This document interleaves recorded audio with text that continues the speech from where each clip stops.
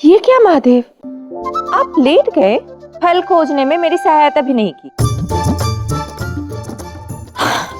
अरे गौरी, ये द्वारका के फल हैं, स्वादिष्ट तो होंगे ही, परंतु सोचो यदि तुम अपने हाथों से इन्हें मुझे खिलाओगी तो इनका स्वाद और बढ़ जाएगा। ज्येष्ठ कृष्ण के साथ रहकर आप भी प्रेम के मीठे बोल बोलने लग गए महादेव।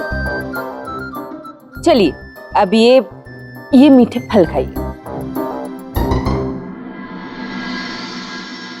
क्षमा करना महादेव, मेरे मित्र से की हुई ठिठुली आपको भारी पड़ गई।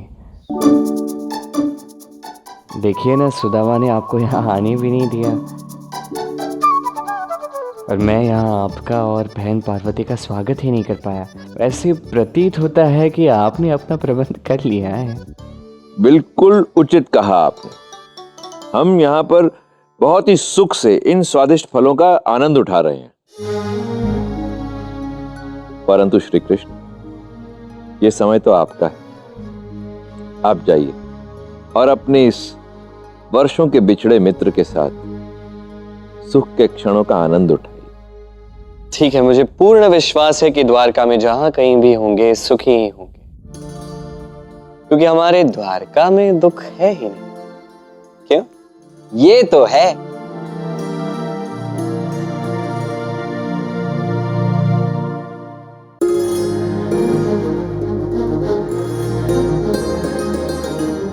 नहीं, रुकिए। सुदामा मेरा सखा है, उसके चरण मैं धोऊं।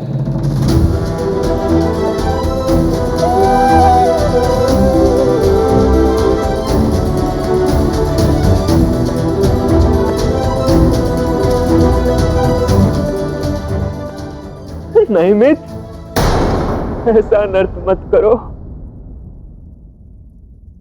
ये तो मेरे लिए आनंद है सुदामा, मेरा आनंद मुझसे मत छीन।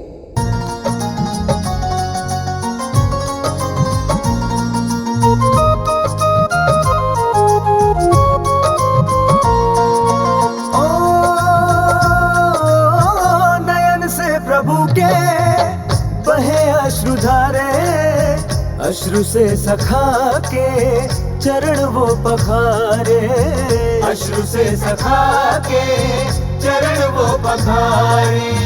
हुई पूर्ण आशा, मिटी सब निराशा, द्वारकापति जो संग में खड़ा है, द्वारकापति जो संग में खड़ा है। कन्हैया से मिलकर है हर्षित सुदामा, द्वारकापति जो संग में खड़ा है। रुक्मिणी सोचे प्रभु ने ये किसको, हृदय की अंगूठी में रत्न सा जड़ा है, हृदय की अंगूठी में रत्न सा जड़ा है।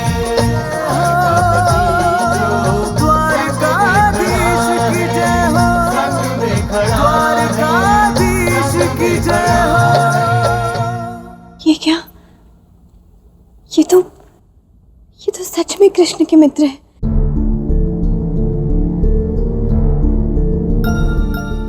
मुझसे बहुत बड़ी भूल हुई है।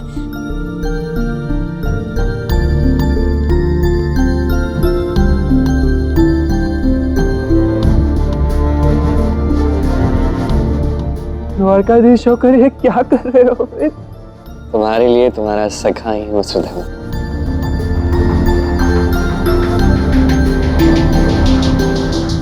मुझे तो संदेह हो रहा है, भला इतना महत्वपूर्ण व्यक्ति जो द्वारका की महापूजा करने वाला है, वो ऐसे तो नहीं आएगा। आप यहीं बैठिए, द्वारकाधीश से पूछकर आपको भीतर ले जाया जाएगा।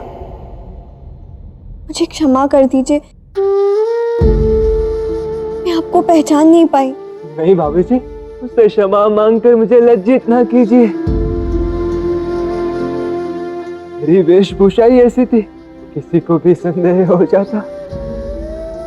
यही तो बात है, व्यक्ति की पोशाक देखकर, उसकी वेशभूषा देखकर उसके योग्यता के विषय में, उसके व्यक्तित्व के विषय में हम जान नहीं सकते, कोई अनुमान नहीं लगा सकते। क्यों रुक्मिणी? यही बात तो राधा ने भी कही थी मुझे। राधा जी ने कहा कि मित्र को वेशभूषा में नहीं परखा जाता है। अच्छा सुदामा, अब आए हो तो खाली हाथ तो नहीं आए होंगे।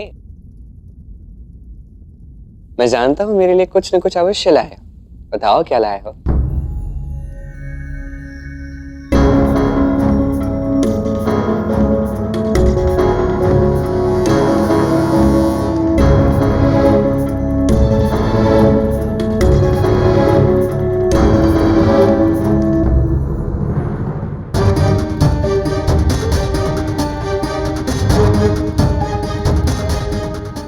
मैं ही ला देता हूँ पोटी।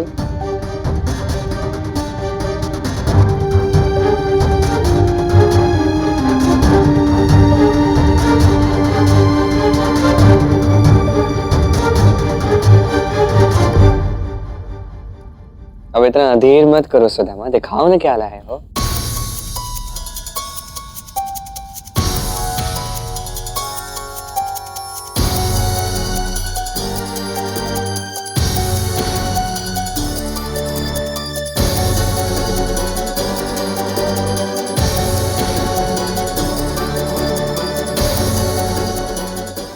इतनी छोटी सी भेंट मैं द्वारकाधीश कृष्ण को कैसे दूं?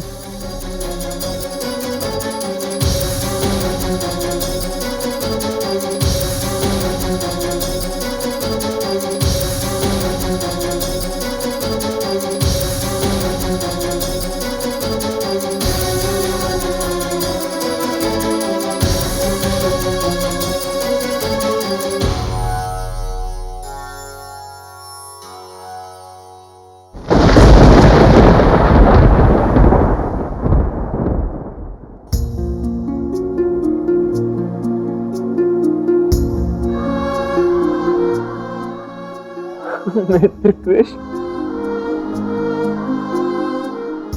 मेरे पास कोई काम नहीं था मित्र। घर में बस एक मुट्ठी चावल बचा था, तो यही ले आया मित्र तुम्हारे लिए।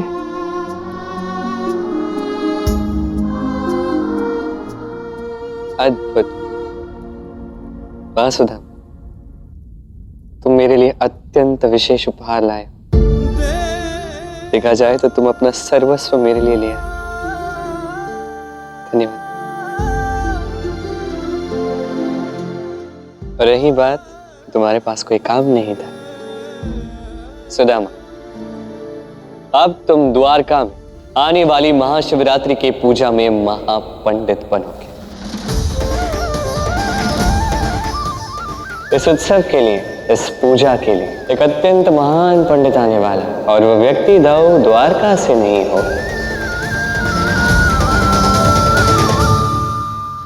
अति उत्तम कार्य। तुम तो सत्य में बहुत आगे की सोचते हो। तुमने यह सब पूर्व से ही सोच कर रखा था। मुझे तो विश्वास नहीं हो रहा मित्र। तो विश्वास कर लो सुधा। तो कहिए महापंडित सुदामा की जय।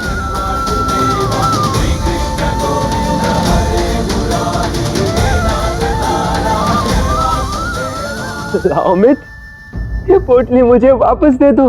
अब ये चावल नहीं, और भी बहुत कुछ दे पाऊंगा मित्र। नहीं, तुम इसकी तुलना धन के साथ या अन्य किसी भी वस्तु के साथ मत करना। ये मुट्ठी भर चावल,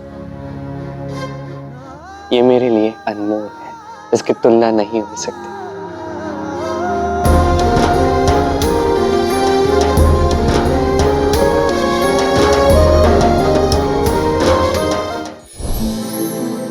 रुक्मिणी, आज भोजन के लिए चावल पकवा दे। आज मैं भोजन में यही खाऊंगा। और महापंडित सुदामा जी, आज मैं आपके लिए 56 भोग बनवाऊंगी।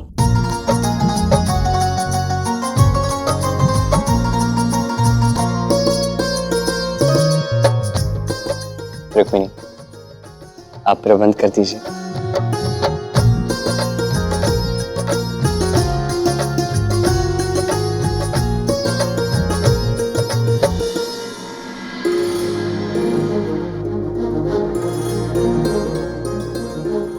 रुक्मणी, तुम यहाँ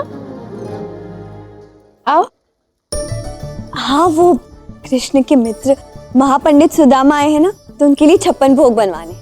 सुदामा से तो मैं द्वार पर ही मिल चुकी हूँ और मैंने 56 भोग बनाना आरंभ भी कर दिया है, क्योंकि कृष्ण अपने सखा को कुछ कम तो खाने नहीं देगा।